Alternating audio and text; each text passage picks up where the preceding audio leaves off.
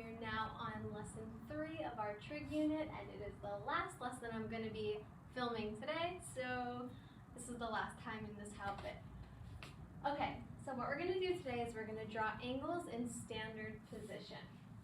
For the do now though, it says sketch a 120-degree angle on the coordinate plane and find the reference angle. So the coordinate plane is our xy axis. So let's start with our xy axis. Now we have an angle, so we need to figure out where that is.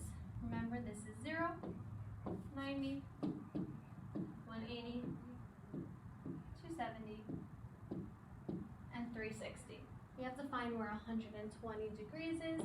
120 degrees is somewhere here. If we're labeling our quadrants, you always start with the top right one, that is 1, and then you go counterclockwise.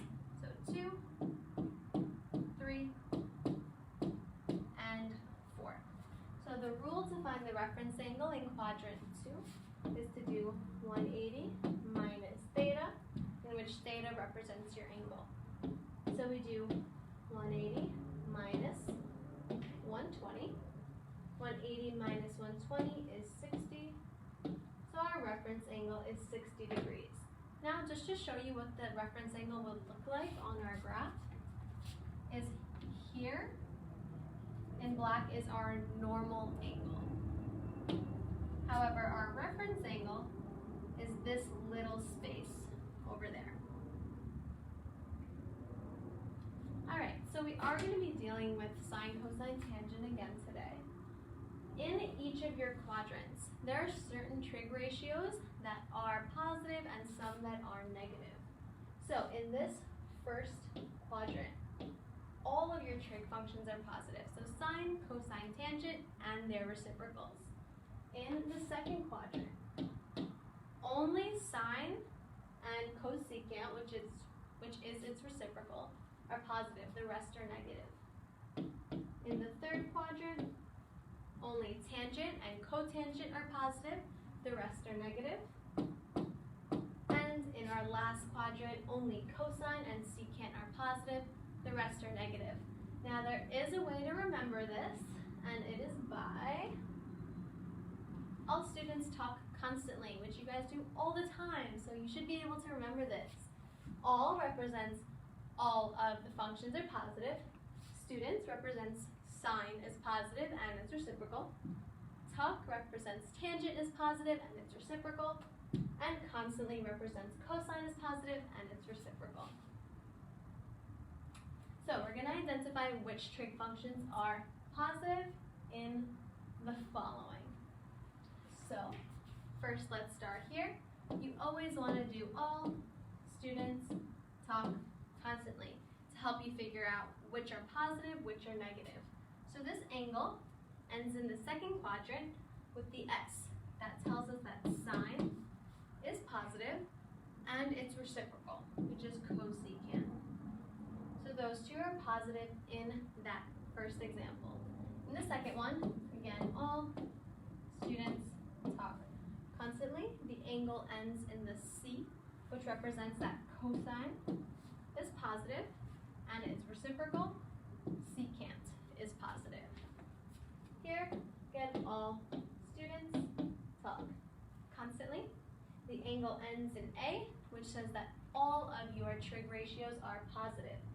So sine, cosine, tangent, cosecant, secant, and cotangent, all positive.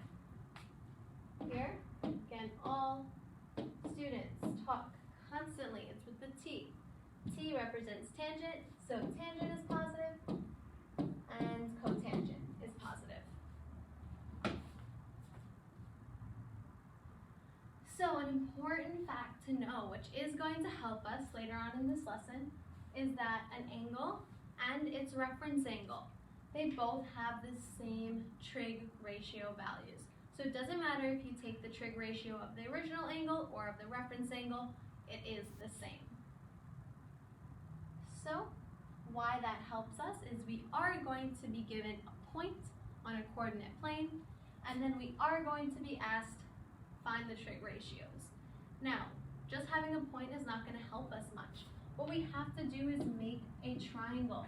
Remember, trig goes with triangle, and specifically a right triangle is going to help us with using SOHCAHTOA. But first, let's practice even drawing what this triangle looks like. So to draw and label a triangle, you first plot the point, draw the line from the origin to the point, drop a line from the point to the x-axis. That is your hypotenuse. Then you label the horizontal distance and the vertical distance with x and y respectively. So, draw and label a triangle that passes through the point 4, -3. So let's figure out where 4, -3 is on this graph. We have 1, 2, 3, 4, 1, 2, 3. So it is somewhere here.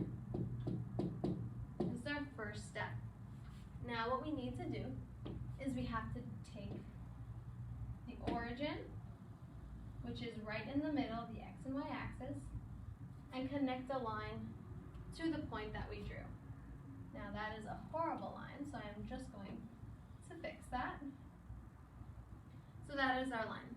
Next we have to have our pens on that point and drop a line to the x-axis. Remember, this is your x-axis. And then you connect. So now we have our triangle. In our triangle, we mark our right angle. Since this is our right angle, that longer line that we did is our hypotenuse. To label this distance here is 4. It's our x-coordinate. But now this distance here, since we are talking about distance can only be positive. You can't have a negative side length of a triangle. So we use, instead of -3, just +3, the positive distance.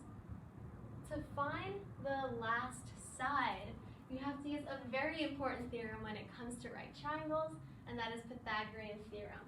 Pythagorean Theorem is a squared plus b squared equals c squared. A and b, those are the legs of your triangle. So 4 and 3 in this case would be our legs, and c always represents your hypotenuse. So let's fill in some information. A squared, I'm just going to say a is 4. I'm going to say b is 3. That's equal to c squared. C is our hypotenuse. That's what we want to find. 4 squared plus 3 squared. If you want to use your calculator, you can. So 4 squared plus 3 squared. That gives us 25. So 25 equals c squared. To find c, square root both sides. The square root and the square end up canceling out. You're left with c. The square root of 25 is 5. Now, normally when we take the square root of both sides, we have two answers, positive and negative. But in this case, we're dealing with side lengths of a triangle. We can't have a negative side length of a triangle, so we only use the +5. We kind of neglect the -5 in this case. So that's how we label our triangle. Now, we're actually trying to find a trig value of a point. What we have to do is first draw the triangle, right? Exactly what we did in the previous example. Once you draw and label the triangle, you have to label theta. You need to know what angle you're looking at. And that theta will always be your reference angle. Next, you use SOHCAHTOA to find the trig ratios, or whatever ratio they ask for. And then use all students taught constantly to determine the sign of the trig function, whether it'll be positive or negative. So I'm going to scroll down. It says, if theta is an angle in standard position and its terminal side passes through the point -3,5, find the exact value of tangent of theta. There's a lot of words going on there, okay? But what's most important is they give you a point, they ask you to find tangent. We need to know what this point looks like, so let's graph it. So when we graph it, -3,5, 1, 2, 3, 1, 2, 3, 4, 5, is somewhere around here. To draw the triangle, You connect this point to our origin. You take this point and drop a line to the x-axis, and then you connect it. You label your right angle, and now let's label our sides. So our x distance here, I know it's a -3, but we can't have negative distance, so this is just a 3. This distance here is 5, because 1, 2, 3, 4, 5. And now we have to find the hypotenuse, okay? So to find the hypotenuse, it is a right triangle. Since it's a right triangle, we use Pythagorean Theorem. A squared plus b squared equals c squared. 5 squared plus 3 squared equals c squared. You can use your calculator to find 5 squared plus 3 squared. That gives us 34. This becomes 34 equals c squared. And finally, square root both sides to get the square root of 34 equals c. So our hypotenuse is the square root of 34. We have one last thing to label, and that is our angle theta. So theta is always the angle made with the x-axis and the hypotenuse. So here is our x-axis, and there is our hypotenuse. So this right here is theta. It's important that you label that because you need to know what angle you're looking at in order to find the correct trig ratio. The last thing we are going to need is figure out if this is positive or negative. So I'm just going to label it from now. So this is all trig ratios are positive. This is sine. This is tangent. This is cosine. All students talk constantly. We were asked to find tangent of theta. So tangent of theta, if we use SOHCAHTOA, TOA is tangent, so OA is opposite over adjacent. Tangent of theta equals, the opposite side is 5, the adjacent side is 3. Now, this is in the S quadrant. That means only sine and its reciprocal are positive. The tangent is negative. So that is our answer for tangent of theta.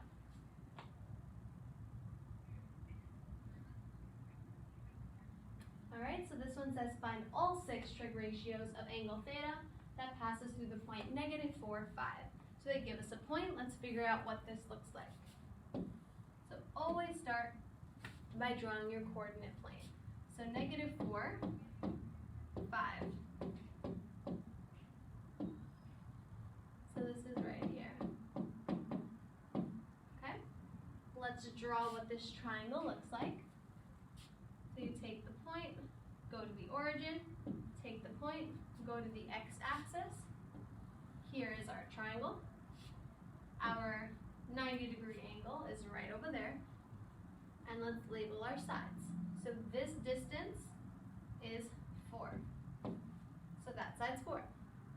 This distance is 5. So it is 5. We have to find our hypotenuse. To find our hypotenuse, since it is a right angle, we use the Pythagorean Theorem. A squared plus b squared equals c squared. A squared, we're going to put 5 squared plus b squared, which is 4 squared, equals c squared. So 5 squared plus 4 squared, that is equal to 41. So this is 41 equals c squared, and then you square root both sides. Those cancel. We're left with square root of 41 equals c. You can try to simplify it if you'd like. This is the square root of 41. Last thing we need to label is our angle. We need to know what angle to look at. So to find out what angle to look at, you start with your x-axis, and then you go up to your hypotenuse. So this angle right there is angle theta. Now to kind of help us for later, let's also label all students talk constantly, just to help us for later. Okay, let's start by finding the trig ratios. Let's start with sine theta, cosine theta, and tangent theta. To find sine, cosine, tangent, we use SOHCAHTOA. So I will write that to help us. SOHCAHTOA. So for sine, we use SO. O is opposite over hypotenuse. In this case, our opposite is 5, and our hypotenuse is 41. Now, notice there is a radical in the denominator. You can rationalize that fraction. If you need kind of a reminder on how to rationalize, you can refer back to lesson 1. Hello. You want to come say hi to my camera? Say hi to the students that are going to post this? Hi to Mr. Singh. How you guys doing? Learning about trig. Teaching you about trig. She's doing an amazing job. Yeah, well, thank in these you. Unprecedented times. Thanks. Yep, trying my best. Trying to get as much done of this unit today. Cool. So I've had 3 lessons in this exact outfit. Yeah, so we're teaching multiple lessons on the same day. It's not that we just don't change our clothes. Yeah, no, it is not that we don't change our clothes. Stay safe, everyone. Yes. All right. I was just checking. Okay. So next one we are going to go over is cosine of theta. For cosine of theta, you use ca. So is adjacent over hypotenuse. The adjacent side here is 4. The hypotenuse is radical 41. Again, if you want to rationalize it, you can. You can refer to the first lesson in the do now to rationalize. Last is going to be tangent of theta. For tangent, you use TOA. So OA is opposite over adjacent. Your opposite side is 5. Your adjacent side is 4. So these are the usual trig ratios. We also have to find the reciprocal. So the reciprocal of sine is I'll use a different color. The reciprocal of sine is cosecant of theta. Okay, cosecant is the opposite. So radical 41 over 5. Reciprocal of cosine is secant of theta. So we flip this one over, which is radical 41 over 4. And the reciprocal of tangent is cotangent, which we flip this over to do 4 over 5. Now, the last step is to write which are positive, which are negative. Now, before we labeled all students talk constantly. This whole triangle was in our S quadrant. That means that only sine and cosecant are going to be positive. The rest will be negative. So this right here is our final answer. So we're going to do one more example. This example is slightly different. I just want to introduce it in case you come across something like it. So it says, given that cosine of theta is equal to 72 over 97, and that angle theta terminates in quadrant 4, then what is the value of tangent of theta? Now, they don't give you a point, but they give you a ratio, and they give you a quadrant. So let's start with that. So, quadrant 4, if we label them, 1, 2, 3, 4, is right over here. So, I'm going to draw an angle. Okay? Now, we're used to seeing triangles when it comes to trig ratios. So, we're going to complete this triangle. No, we don't have a lot of information yet, but let's just complete this triangle. Now, we were given, though, that cosine of theta is 72 over 97. This tells us a lot. Think about what cosine of theta represents. It represents a ratio. It represents ca, which is adjacent over hypotenuse. So this is our adjacent over our hypotenuse of theta. So let's figure out where theta is, and then we know where to place 72 and 97. So always make the angle from the x-axis. So this is theta. Our adjacent is 72. Our hypotenuse is 97. So now we're getting more information in order to figure out what this triangle looks like. Last thing we have to find though is that leg. So now we have a right triangle. That means we use the Pythagorean Theorem. So a squared plus b squared equals c squared. But now we have to be careful. We're used to finding c, but in this case we're finding one of the legs. So that means if a is 72, I'm leaving b as b because that's what we're looking for. And c, which is always your hypotenuse, is 97 squared.